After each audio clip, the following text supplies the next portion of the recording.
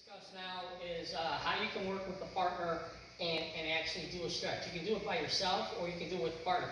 I recommend the parents actually help you with your stretch. And I'll discuss why in a minute. But we're going to show you the proper way, and then I'm going to show you what not to do after Jenna leaves the actual video. So Jenna's going to have a seat. Okay, she's going to put herself, we'll start with the V, keep it simple. Okay, now, what you want to do is you want to sit comfortably with the V. And remember, when you stretch, you're not supposed to bounce with the stretch, okay? Show them what I mean by a bounce. You're not supposed to really rip into it, okay? You're supposed to gradually and slowly go into the stretch to the point where you feel it, and then you hold it for like a 3 count, 1, 2, 3, and then you're up, and then you go back down, 1, 2, 3, and you're up. That's the correct way to do a stretch, okay? When you see us, it looks like we're bouncing in, say, the karate class, we're really not. We're trying to hyperextend into it a little bit and release. We're trying to get that extra, a couple inches, if not even inches, really just a little bit further so that we can meet it. But you're not supposed to go rip, rip, rip. And that's why I recommend that you have a partner help you with your stretch, because they can verbally talk to you, but they can also put more of a stress on you on the push. Okay, you can't cheat when you're working with a partner. Okay, so what we're going to do is the first one we're going to do is go to her right side. Okay, so she's going to turn her body. If you notice, she's rotated her body to it. Okay, and she's really facing her knee. Then the idea is she's supposed to stretch out as far as she possibly can, and I'm supposed to either put my hands on her shoulder or slightly underneath the shoulder itself. And the idea is I'm going to help her push forward a little bit, and she's going to tell me when to hold it. Okay, so I'm holding it. We're going to count 1, 2, 3, 4, 5, and then we release. Okay, and the idea is you don't want to take it too far, too fast. You want to work into it. Okay, you see, when you're first starting, you don't want to try to push them all the way to the floor, even if they can go all the way to the floor, because all that's going to do is their muscle hasn't been stretched out at all. Okay, and that's not good. Just like you're supposed to stretch before you run. Same thing with the martial arts, good to stretch, okay? Let's do the other side this time, okay? So same thing, she rotated her upper body. I put my hands on her shoulder. I'm not applying a lot of pressure. The idea is I'm holding her in that position, okay? And then tell me when. All right. All right, and I'm gonna call it 1, 2, 3, 4, 5, and then up. Now, if any time you count 1, 2, 3, and the person tells you, let me up, maybe they went a little farther than they thought, maybe the muscle kind of relaxed up, that kind of thing, okay? This is our Karate Kitty Boo. He doesn't understand that we're on the floor, so it's not all about Boo today. He's our mascot, in case you're wondering, for those that think, why is there a cat in the karate school?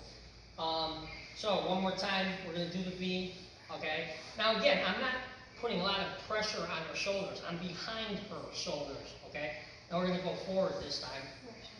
Okay. Yeah.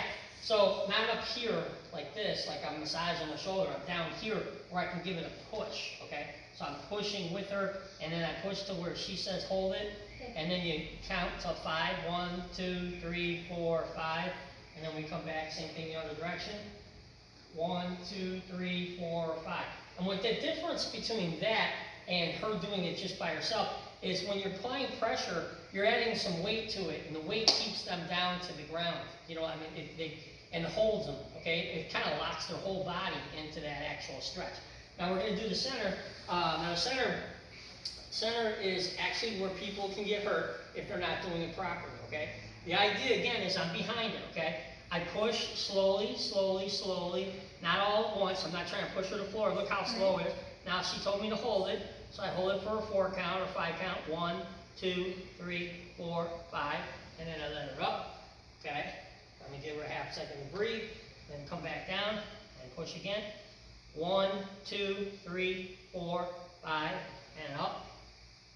Okay, now that's the examples that I wanted to give you on the stretch, okay? What you don't want to do is push them too far to the floor. You want to be all over their back. This is just a gentle push down, okay? Now, same thing, do it like a butterfly, where you put your feet in like a butterfly. Now, the butterfly, if you're assisting them with the stretch, your hands are up here, and all you're trying to do is push down equally for them. 1, 2, 3, 4, 5, and then up. And some people go right to the floor. Everybody's stretch is different. Like when someone helps me with this, I feel it. So If you don't feel it, that's okay. It just means you're more stretched than most people for that kind of stretch. All right. Okay? Now we're going to go from her head to her toes. Okay? So go same thing as you do the normal stretch. You tell me when. All right. Okay? 1, 2, 3, 4, 5, and up. And then again. 1, 2, 3, 4, 5. Okay, now, she's going to turn and lay flat, totally on her back. Okay? Now this one here is really for the front kick. Now, the important thing here is both feet are straight down and her toes are straight up. That's how you start them, okay? And then next, what you do is you grab them underneath the heel and you choose the side, right or left. What I like to do is step up to the person, so now I'm actually a little bit into their space as far as the stretch goes, and all I do is I slowly bring it up. Now because she's flat on the floor, she can't really cheat, and so she may only go to a certain point, okay, where on the wall, you know, she can go higher, a lot higher and stuff, right? So this is like totally perfect as far as the stretch goes. And I just slowly walk her forward until she tells me to hold it, and now she's got a good stretch, so now at this point I probably switch my grip to an underneath grip, that way I can have her foot like almost where I could grab her foot, and then I still slowly take it up, okay? And then she's got to tell me whatever. But here's something I would like to say. Are you comfortable here for a minute? Yes, sir. Okay. If her leg here is lifting off the ground, then you really are taking her too far. Okay, don't let this one go this way and this one's like 2 foot off the ground. Then that's not really stretching. Right now, her leg is still flat. So when I'm doing this, and this is the point where I'm really starting to make her feel the stretch. Okay? You good? Mm-hmm. Keep going? Mm-hmm. Okay. And you say when. Right. Okay, then hold it for a 1, 2, 3 count, and then you come back down. And you want to support it. You don't want to like let go, okay, like that, because you know everything that got stretched, it's like too fast, too out, right? Mm-hmm. All right, so same thing. We'll go one more time. Okay, we're gonna walk it up a little bit, and then she's gonna tell me when. All right. Okay, and you hold it for a 3 count. Now when you're done, like let's say you did this 3 or 4 times, that's fine. But when you're done, what you want to do is bend the knee, okay, and kind of push it into the chest a little bit, and then put it back down on the floor for her. Okay. The idea of that push was that kind of like straightened out your hip and your flexor muscles and all that, right? Okay. All right. Same thing other side. So we're gonna go here. Okay. I'm gonna walk forward. She's gonna tell me when. And one leg will probably be better than the other. That's just human nature. One leg is always more of a stretched leg. All right. So I'm holding it. 1, 2, 3, 4, 5, and then I walk it back. Okay. Set it down. The reason I say set it down for a second is what you've just done is you've done this, where you're flexing the first out, and then all of a sudden you put it down, and it gives it that relaxed state again for a second, and it gives them another chance to do it. Okay. If that makes sense. Okay. So like I said, you can do this like 3, 4, 6 times, whatever. It's according to the person. But you don't want to do it like 20 times because that would be way too much. And they might be able to do it, but what would happen the next day is they'd be regret it because they've overstretched it. Okay, I'm going to hold it. 1, 2, 3, 4, 5. Walk it down. Oh, and if we're done, push it down. Okay. And then set down. Okay.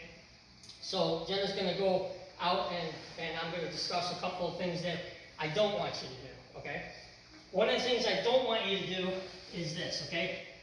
When you're doing like an LZ, in class you'll see us go, Hannah, dude, looks like I'm bouncing. I'm really not bouncing. This is my total stretch. When I'm at this point right here, this is where I feel it.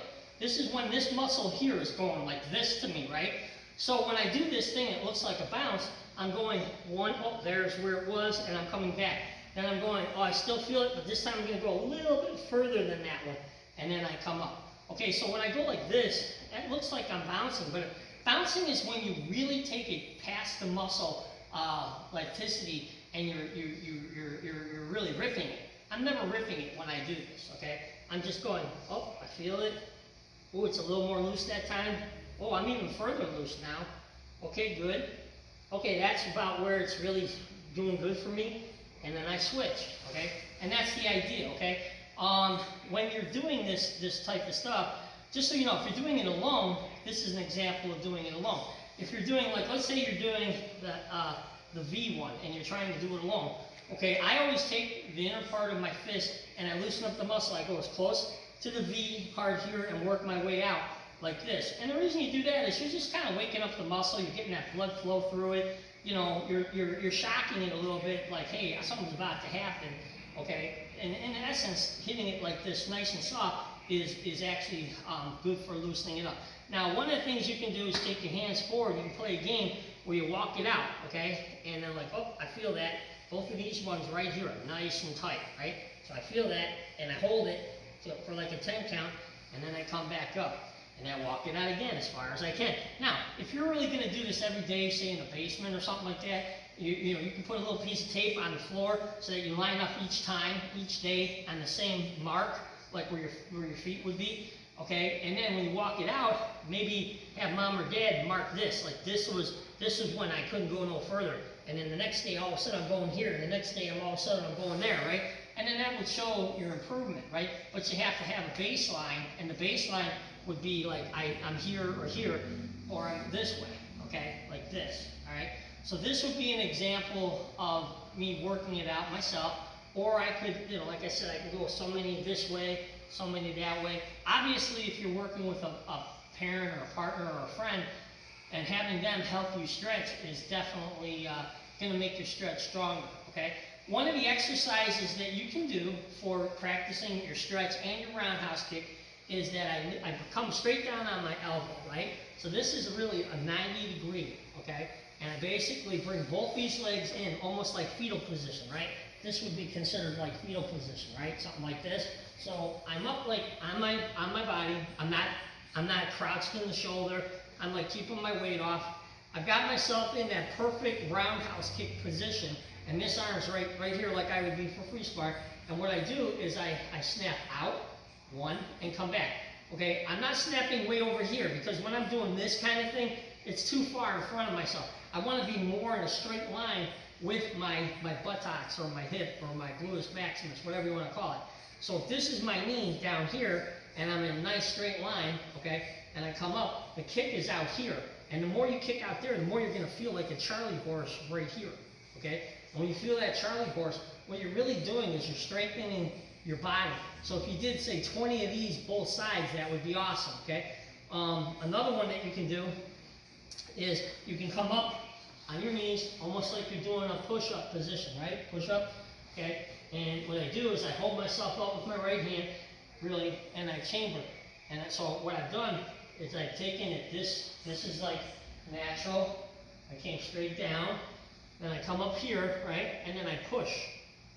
And that's, remember the push we were talking about with the bag, like striking it out? I'm definitely going to push, so it's hana. Do. And each time I come back to next to my leg, okay? So I'm like this. My leg ends up, after I come here and I kick, my leg comes straight down. Equals itself again, right? So if I was going to do, say, 5 of these, it would be like, hana. Do. Set. Net. That's it. And back. And relax, okay? So that would be an example of using, like, your stretches, some things you could do. Now here's something that you really could do at home, okay? It's going to seem silly, but I tell you what, it's one of the number one things for being able to do side kicks and higher kicks, okay? What you do is you lay down, okay, this way. You take both your hands and you slip it underneath your butt, okay? You come straight up. So I've made a 90-degree angle of myself, 1 and up, okay? Now from here, I lock my legs like side kick, okay? And what I do is I come down and I come up. And each one is a count. Hana, do, set, net, dasa. Each time I slap my heels together, okay? If you do that, like in high repetition, like if you can get yourself up to 50 of those, now you're really doing something, okay? Now, the same thing holds true for another exercise that you can do to make your side kick or your kicks in general better. Use that chair that we were using before, right? You hold on to the chair. I'm straight up and down. My right hand or left hand is on the chair. I take my hand, I go straight out. Again, I'm not over here, I'm not over here. I'm straight out.